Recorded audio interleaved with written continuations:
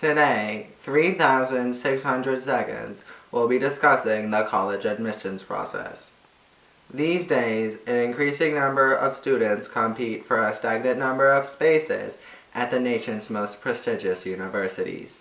However, to many, this competitive process may seem like a maddening mess with no hope of bearing successful fruit. Today, we will feature the results of our year-long investigation. For 12 months, our experts have observed mainline seniors in their quest for admissions into the nation's elite centers of higher education. Compiling the tactics of those who crack the code, we have developed a foolproof method to survive in the dog-eat-dog world that is the college admissions process. Step 1. Safety schools. Every child needs one, yet no child particularly wants to go to one. Safety schools are the backbones of the college admissions process, ensuring your child goes somewhere. Parents, here is your opportunity to actually be necessary in the process, a time when your child may actually want you helping. Working at Penn will help your child add to their list of safety schools, since they are practically guaranteed a spot. Legacy, and they're in. Applying to early action schools such as Harvard or Yale is much more important than applying to a second-tier university such as the University of Pennsylvania. Step 2. Of course your child must have some requirements to get into these schools. One must never be in the horrifying situation of receiving a rejection letter from community college. Dear Marie, you are rejected. LOL. Peace, love, Montgomery County Community College. Is that even possible? Ow, my collarbone. Make sure to always check PowerSchool to stay on top of your child's education. If PowerSchool isn't one of your most visited sites, then you're doing something wrong. Schedule parent-teacher conferences to make sure your child keeps good grades, and perhaps even hire a private investigator to follow them in the halls. Step 3. Getting into a good college is the most important thing for your child. Rejection letters can be detrimental to your child's mental health. Just last month, young Jimmy Smith, bless his heart, was rejected from Harvard and burned down the admissions building with himself inside. And what of Lower Merion's very own Thelma Goldstein Schnapps, who stepped into the street after receiving a rejection letter from Stanford? Her loss is a tragedy, as some would say, but an advantage to others. Go ahead, stay. Who cares what you know? Don't ever anywhere, no. Shut out all the doubt. Just get out and go. What's on the other side? You will. It was Stanford or bust. Go.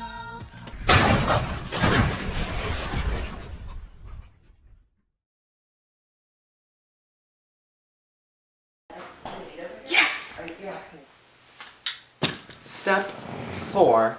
Sports is an extremely important part of the college admissions process. It's not like they actually care about your grades. Encourage your child to perform well in certain sports. If they are the top player on their team, then they will be able to commit to a school way before most other students' applications process even begins. Fun trip for those who make the cut. Commit to schools before you get in during sophomore year.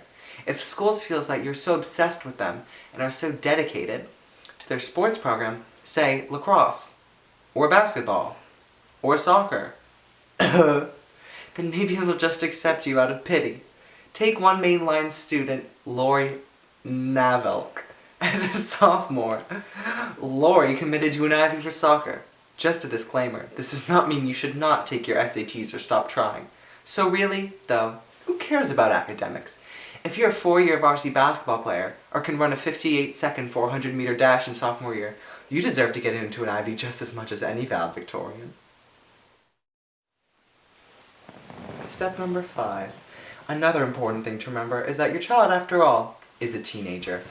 They all have social media accounts such as Facebook, or Instagram, or Twitter.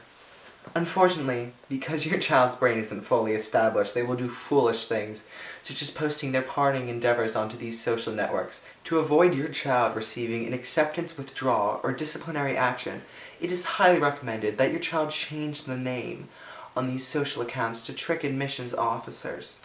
For example, you can do a pun on your bland heritage, or perhaps something special about you, like your partying antics or your lack of ability at sports.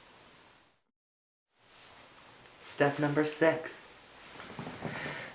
Spring break! A time for fun, for relaxation, to taste the sweet freedom of summer, to get you through the rest of the year.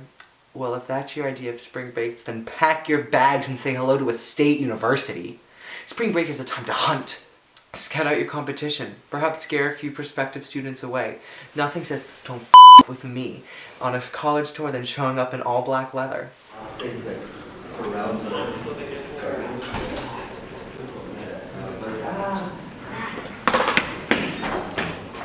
See someone furiously scribbling notes? Well, then get out your binder and take them to town. Write a f***ing novel by the time that session's over. Yet the game doesn't end when classes resume. Your friends aren't your friends. They're your competition. When someone asks you where you went, the mere mention of Grandma's condo in Miami will throw your former friends and current competitors off the scent. One less applicant is one more spot that could be yours.